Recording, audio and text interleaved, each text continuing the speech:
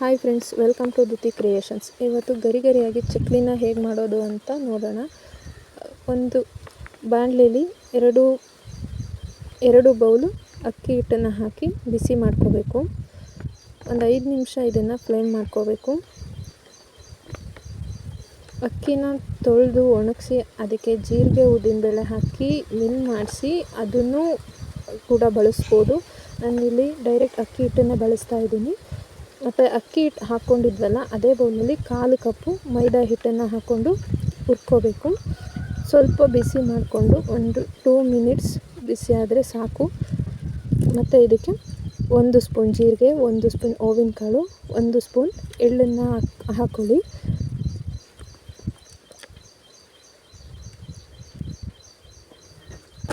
ಇದಕ್ಕೆ 100 ಗ್ರಾಮ್ ಉದ್ದಿನಬೇಳೆ, 1 ಸ್ಪೂನ್ ಜೀರಿಗೆನ ಹಾಕಿ ಅದನ್ನು ಹುರಿದು ಅದನ್ನು ಪುಡಿ ಮಾಡಿ ಮಿಕ್ಸಿಂಗ್ ಬೌಲಲ್ಲಿ ಹಾಕಬೇಕು. ಆನಂತರ ಇದಕ್ಕೆ 1 ಕಪ್ಪು ಹುರಿಗಡಲೆನ ಹಾಕಿ ಅದನ್ನು ಪುಡಿ ಮಾಡಿ ಅದನ್ನು ಕೂಡ ಮಿಕ್ಸಿಂಗ್ ಬೌಲಲ್ಲಿ ಹಾಕಿ ಇದಕ್ಕೆ ರುಚಿಗೆ ತಕ್ಕಷ್ಟು ಉಪ್ಪು, ರುಚಿಗೆ ತಕ್ಕಷ್ಟು ಖಾರದ ಪುಡಿ, ಅಚ್ಚ ಖಾರದ ಪುಡಿ. ನಾನಿಲ್ಲಿ 2 ಚಮಚ ಹಾಕ್ಕೋತಾ ಇದ್ದೀನಿ. ನಿಮಗೆ ಎಷ್ಟು ಬೇಕು ರುಚಿಗೆ ತಕ್ಕಷ್ಟು ಹಾಕ್ಕೊಳ್ಳಿ.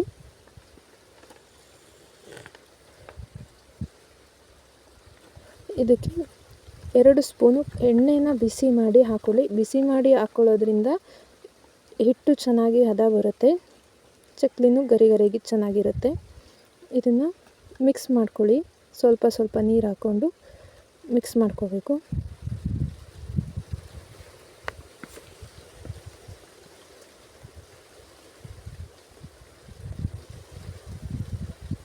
ಚೆನ್ನಾಗಿ ಸ್ವಲ್ಪ ಸ್ವಲ್ಪನೇ ನೀರನ್ನ ಹಾಕ್ಕೊತ ಹಿಟ್ಟು ಒಂದು ಹದ ಬರೋವರೆಗೂ ಸ್ವಲ್ಪ ಸ್ವಲ್ಪನೇ ನೀರು ಹಾಕ್ಕೊಂಡು ಅದಕ್ಕೆ ಕಲಿಸ್ಕೋಬೇಕು. ಚೆನ್ನಾಗಿ ಹಿಟ್ಟನ್ನು ನಾದ್ಕೊಳ್ಳಿ.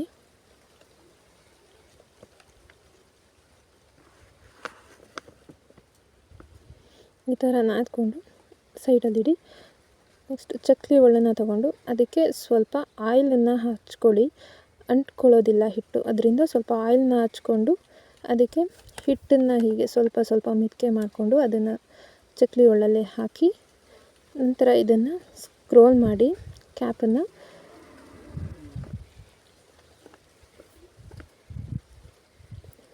ಚಕ್ಲಿ ಒಳ್ಳನ್ನು ಕ್ಲೋಸ್ ಮಾಡಿಕೊಂಡು ಹೀಗೆ ಚಕ್ಲಿನ ನಿಧಾನವಾಗಿ ಸರ್ಕಲ್ ಶೇಪಲ್ಲಿ ಹಾಕಬೇಕು.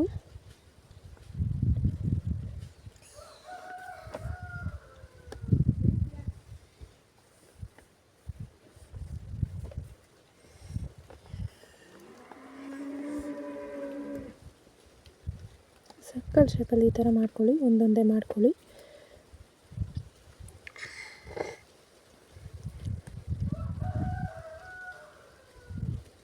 ಸುರುಳಿ ಆಕಾರದಲ್ಲಿ ಸುತ್ತಕೊಂಡು ನಿಧಾನವಾಗಿ ಸರ್ಕಲ್ ಟೈಪು ಮಾಡಿ ಹೀಗೆ ಮಾಡಿಕೊಂಡು ನಂತರ ನಾನು ಎಣ್ಣೆನ ಮೊದಲೇ ಬಿಸಿಯಾಗೋದಕ್ಕಿಟ್ಟಿದ್ದೆ. ಒಂದೊಂದೇ ಚಕ್ಲಿನ ತೆಗೆದು ಬಿಸಿಯಾಗಿರೋ ಎಣ್ಣೆಯಲ್ಲಿ ಹಾಕಿ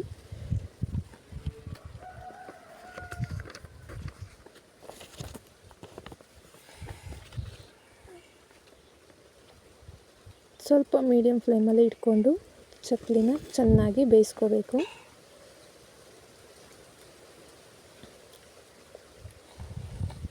ಸ್ವಲ್ಪ ಹೊಂಬಣ್ಣ ಬರೋವರೆಗೂ ಇದನ್ನು ಫ್ರೈ ಮಾಡ್ಕೊಳ್ಳಿ.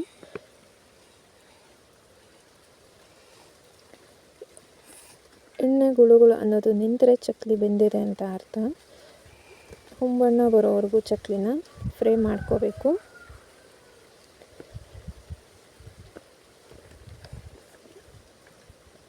ಇಲ್ಲಿ ಆಗಿದೆ.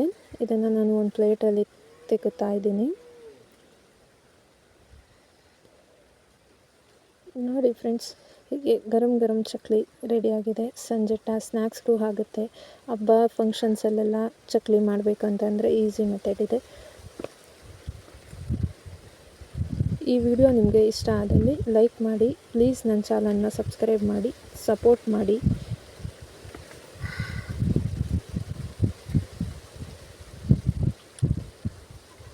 ಸಬ್ಸ್ಕ್ರೈಬ್ ಸಬ್ಸ್ಕ್ರೈಬ್ ಮಾಡೋದನ್ನು ಮರಿಬೇಡಿ ಫ್ರೆಂಡ್ಸ್. Thank you.